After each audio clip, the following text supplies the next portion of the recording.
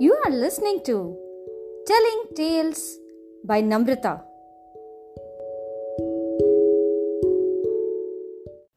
Hello, kids. In the last episode, we heard how the vanar sena worked day and night to build a bridge made of stones to Lanka. So finally, Ram, Lakshman, and the army could cross the ocean to reach Lanka.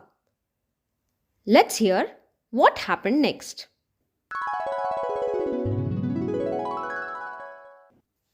Upon reaching Lanka, Ram first sent Angad as a messenger of peace to try again if Ravan can peacefully hand over Sita to Ram so that the war could be avoided. When Ravan refused to make peace with Ram and insulted Angad in his court, Angad stepped forward and said, "Try to move my foot before you begin the fight. If you can move it even an inch, I will surrender," said Angad, standing upright. Ravan called all his courtiers, and each one of them tried to move Angad's foot one by one, but in vain. No one could make him move. This fueled Ravan's rage. Angad returned, and Ram was now ready to assault Lanka. Ram's army of monkeys had already surrounded Lanka from all sides. As the war started, monkeys soon rushed to attack the enemy. Some hurled big boulders, some uprooted trees. But Ravan's army was no less. Thousands were killed on each side. The deadly war continued. Ravan now decided to wake up his brother Kumbhakaran. He was Ravan's younger brother. Kumbhakaran was a gigantic, monstrous demon and was very fearful. Kumbhakaran was the strongest of all the demons. He had a great appetite, and the most interesting thing about Kumbhakaran was that he slept for 6 months and stayed awake for another 6 months. It was his sleeping time when Ravan ordered to wake him up. But it wasn't easy to wake up Kumbhakaran while he was in his sleeping time. All the soldiers tried hard to wake him up by beating drums, blowing conches, and striking him with blunt weapons. After repeated efforts, Kumbhakaran finally woke up and shouted with anger, "Why did you disturb me? I was in my deep sleep. Couldn't you all see?" Terrified soldiers said, "Your brother Ravan is in trouble and he asked us to wake you up."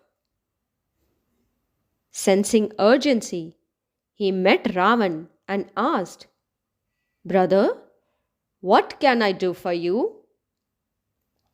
Ravan was now relieved to have Kumbhakaran on his side. Ravan told him all about Ram and his powerful army destroying Lanka. Although Kumbhakaran was angry with Ravan for his stupid act of kidnapping Sita, but his love for brother was stronger. The tall and mighty Kumbhakaran was now ready to destroy whosoever dared to attack his brother. When he entered the battlefield, the fearsome sight of huge demon walking led all the vanaras to scatter, to hide themselves. The brave ones fought, but it was of no use in front of the powerful Kumbhakaran. None of the monkeys were any match for him. Even Angad, Sugriv, Hanuman, and Lakshman failed to overpower him.